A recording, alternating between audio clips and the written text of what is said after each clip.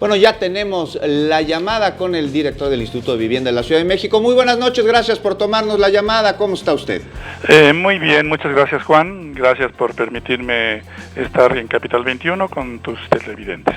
Es un gusto, Pedro Sosa Álvarez, y preguntarle de entrada, ¿quiénes son las personas que pueden acceder a las bondades del Instituto de Vivienda de la Ciudad de México? Y por supuesto, pues cuál es el procedimiento adecuado a seguir, porque me parece que por ahí puede haber personas que se aprovechan de la buena intención y necesidad de los habitantes. Sí, es enfocado a la atención prioritaria a grupos de escasos recursos económicos, vulnerables o que habiten en situación de riesgo, ¿verdad? Atender las necesidades de la vivienda de la población residente de la Ciudad de México con sus limitaciones económicas, ¿verdad? Y no tener un acceso a un financiamiento de vivienda adecuada, ¿verdad? Pedro, muy buenas noches, les saluda Feli Carnaya, y en base a esto que nos comenta, pues qué tan accesible se vuelve para la gente el poder aclarar las dudas. Ya presentábamos hace unos minutos una historia de una mujer que precisamente recibió este apoyo y puede acceder a vivienda, que es uno de los patrimonios para las familias mexicanas más importantes con los que se puede contar. ¿Qué tan sencillo es poder realizar los trámites? Bueno, necesitan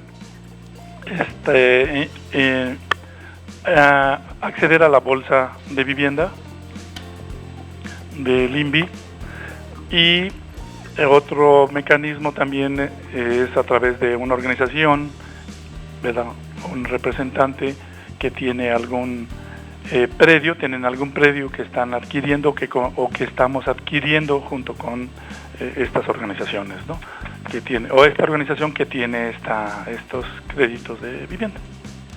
Pedro, para llevar a cabo la tramitología ahí en el Instituto de Vivienda de la Ciudad de México, ¿qué debe hacer? ¿Uno debe presentarse o no existen gestores externos, verdad? Esto es importante aclarar. Qué bueno que me preguntas eso. Es muy importante decir que la vivienda del Instituto de Vivienda no se vende. Muy bien. La vivienda que está construyendo el INVI ya tiene un dueño. No tenemos gestores. No hay nadie detrás que esté ofreciendo vivienda en venta. Quien lo esté haciendo está haciendo un robo a la gente. Es necesario que quede muy claro, ¿verdad? Porque tenemos cientos, miles de personas estafadas constantemente por falsos, con gestores. No tenemos gestores, directamente la gente viene aquí, es un servicio gratuito del Instituto de Vivienda. Ahora, para toda la gente que nos está acompañando con esta entrevista vía telefónica, Pedro, ¿cuáles son las vías a las que ellos pueden acudir con ustedes para conocer la información a detalle? ¿Puede consultarse a través de redes sociales, directamente en sus oficinas? Hay una página del INVI en la que pueden ver los diferentes trámites que se necesitan, ¿verdad? Y después venir al Instituto de Vivienda en Canela 660 para registrarse en la bolsa de vivienda directamente. Aquí podríamos también señalar los requisitos, ¿no? Ser habitante de la Ciudad de México, ser una persona física mayor de 18 años, no ser propietario de vivienda en la Ciudad de México, ¿verdad? Pedro, a través del Instituto de Vivienda de la Ciudad de México, ¿se garantiza el derecho establecido en nuestra Constitución de una vivienda digna para todos los habitantes?